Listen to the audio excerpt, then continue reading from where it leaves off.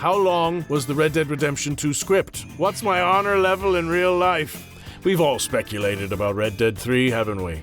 A lot of people ask me, well, what's it gonna be? Hey there, cowpokes, how y'all doing? Roger Clark here, aka Arthur Morgan from Red Dead Redemption 2. I'm gonna answer some of your questions about Red Dead Redemption 2. I hope I get them right. Did you have any firearms or physical training for the role of Arthur Morgan? Well, not specifically, no. We didn't get any formal training, but I used to box beforehand. The stance from the feet, that was always very helpful. The firearm stuff, no formal training, but we got pretty good at it. If you haven't already noticed, Micah's holsters are inverted, so he pulls them out in a slightly different way. My gun of choice was the Cattleman revolver, and we got pretty good at it. And the reason why I like this one is because the barrel isn't as long as the Schofield, so it doesn't take as long to pull it out of the holster, and it's better balanced for when you're trying to do whatever, you know? If you could have done anything differently, whether it be a change in the story or something you wish you had done differently with the role, what would it be? The only thing I regret is saying Colm O'Driscoll incorrectly. Back in the day, Colm O'Driscoll and Dutch were sort of friends. Rockstar made me say it wrong. I told them it was wrong. They didn't care. It's pronounced Colm. It's not Colm. He likes coal. And you like bleeding. So say Colm properly. Colm. That's better, boy.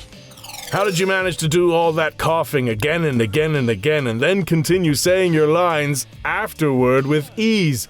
It's remarkable. Well, you know what? Most of the time, they may have done different times, you know? We would save all the really strenuous vocal stuff till the end of the session. In case I blew my vocal cords out, at least we still got the session. So, being on fire, dropping 60, 70 feet, coughing, we would save most of all that stuff for the end. And then, you know, I would have a day or two to recuperate, get some hot water and honey and lemon down me, and we were good to go. Unknot5706 wants to know, what's your favorite Western movie? That's a really tough question. You know, it changes from time to time. You know, my dad introduced me to Westerns, and he was big into John Wayne. And I started to really develop a huge love for spaghetti westerns, and I loved Clint Eastwood. My favorite Western movie, it's The Good, the Bad, and the Ugly. It's so epic.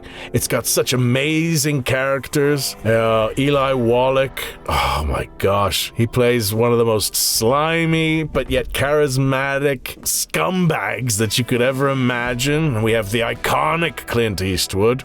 And then, of course, Lee Van Cleef. But there's lots of others. I mean, there's so many that I love. High Noon is a great one. High Noon is not spoken about a lot. A lot of people think it's dated. Gary Cooper in the 40s. You know, he's got these bad guys coming into town. And the whole movie is almost done in real time. He's preparing for them to come. He's asking who are his friends, who's got his back. But in the end, he decides to do what is right. Because one of the things about the Western genres is it does have a very black and white morality. And High Noon is one of those films that explores that morality in the best way, I think. Was there a scene within the game that you struggled with? Well, yeah. As you may know, Arthur has 4 different endings. There's a high and low honor version of going to help John, and there's a high and a low honor version of going back for the money. I never seen much point of going back for the money. You know, Arthur's days are numbered. What's money gonna do him anyway? He might as well help John. So I think going back to help John with high honor, for me, is my canon ending. What were you about to say when Rains Falls interrupted you with his need to pick ginseng? Asks Nina17. So this wasn't a cutscene. This was in-game dialogue, and most of the in-game dialogue was done in the booth. And I did not perform that particular spot with Graham Greene. But to answer your question, it depends how slow you are riding along with Rainfalls in that scene. Because you're under player control, Rainfalls is going to interrupt you once they hit the ginseng spot. So it depends how fast or slow you are riding with him, where he interrupts you. I would imagine it's different for every different playthrough. It's slightly different. Obviously, that's one of the few points in the game where Arthur actually brings up Isaac, his dead son. I think the only other time he brings it up is with Sister Calderon, and some players don't even get that scene. So, yeah, for most people, it's when he's bearing out his heart talking about his dead son. How did it feel recording the last lines for Arthur, asks Sammy Gosh. Arthur's last lines we mocapped, those 4 different scenes. Those were performance captured. And I was most nervous about doing the first death. And the first death that I did was the high honor helping John option. But the last lines I did for Arthur, I don't remember what they were in the booth, but I do remember the last scene I performance captured. You know when you're given the choice of whether you go back for the money or whether you help John? So the last scene that I mocapped was with Rob Wiedoff, and it's where you decide to go back for the money. And it was a big emotional moment. 5 years, man. 5 years that contract was. Which scene was your favorite to motion capture, asks Jensen Lamontagne. Anything where the whole gang was involved. And there's so few moments in the game where everyone's having fun, but 2 of those moments is when you rescue Sean, and then there's a big party afterwards at camp. And then there's another great party scene where you rescue Jack, and you finally bring Jack back home, and Abigail finally is reunited with her son. There was another scene too that might not, for some people it doesn't happen. You've just recently become deputies for the Greys. And then after that, you have the choice to go fishing with Dutch and Hosea, and you commandeer a boat, and you're out fishing, and you're singing songs with them. I remember practicing those songs with Benjamin Byron Davis and Curzon Dobell. It was really awesome to sing with them. What type of character would you like to be cast as next? For example, another cowboy, pirate, vampire, etc. You know, I'm just grateful to work, for starters. But the jobs that I really, really value are the ones that give me new challenges, are the ones that make me explore something that I didn't explore before. That's what makes me really excited. Being an actor is the best job in the world when you're working. What's my honor level in real life? Well, I know I try to keep it high, but every once in a while I'll do something really bad. But, you know, that's fine. I'll just go to Saint Denis and say hello to everyone. I guess, or you can throw fish back. Throwing fish back brings up your honor level too. I've got kids, so I try to lead by example. Sometimes I fail, but most of the time I don't. Dr. Sprocket asks, are there any features or gameplay elements you'd personally like to see implemented into the next Red Dead game that didn't appear in the first 2? We've all speculated about Red Dead 3, haven't we? A lot of people ask me, well, what's it gonna be? I have no idea. And even if I did, I would tell you that I have no idea. It would be cool if you could choose, do you want to be a lawman or do you want to be an outlaw? If you could have more control over the gameplay style, that could be cool. How different is motion capture compared to regular acting roles? Well, in my opinion, motion capture is a regular acting role. It's just a different medium. I think it's fascinating. You can show up at the same set, and in the morning you're shooting in Antarctica, and then after lunch you're shooting in the Amazon. It makes you a better actor when you have to understand your environment and ask the animators questions so that you can more accurately portray that environment. Like, for example, in Red Dead 2, if we were in the swamplands just outside Saint Denis or in and around Le Gras, we had to remember to swat away at the imaginary fly that wasn't there every once in a while. And if we were walking through the snow in Coulter, we put ankle weights on so that our gait would look like we were walking through snow. And all these little tiny details that add to the immersion of the game, it was our job as a performer to portray accurately. What is your favorite line of dialogue or section of the game that was most exciting to record? Did you know you were voicing an icon at the time? No, I did not. I did not know I was voicing an icon.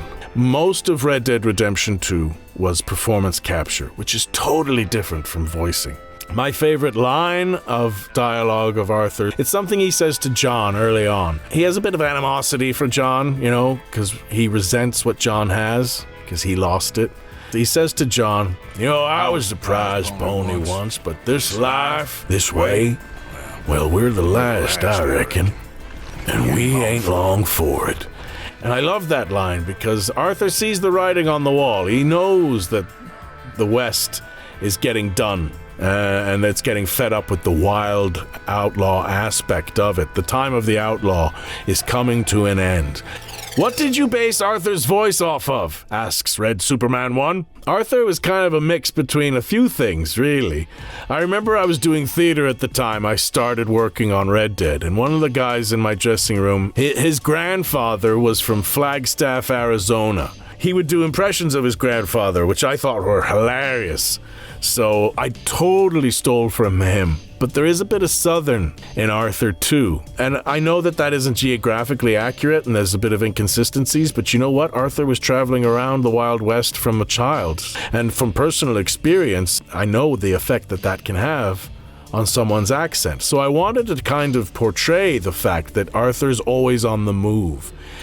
Would you ever want to play a live-action version of Arthur Morgan for television? 4 or 5 years ago, I would have said yes, absolutely. But now, my opinion about it is a little more complicated. We're starting to see more and more video game adaptations be converted to film and TV, which I think is awesome.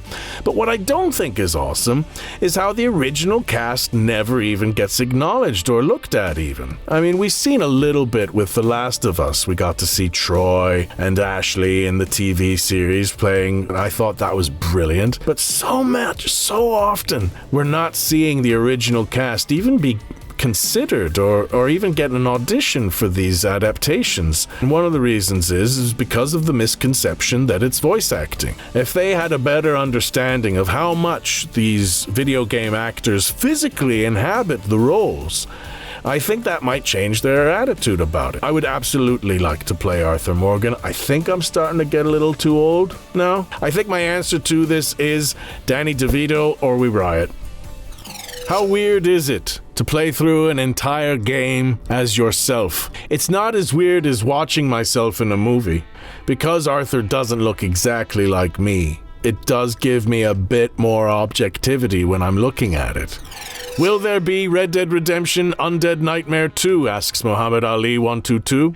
I don't know, is the obvious and easy answer. I don't think so, is the honest answer. We're not seeing DLCs the way that we used to. More often than not now, DLCs are part of like an online edition.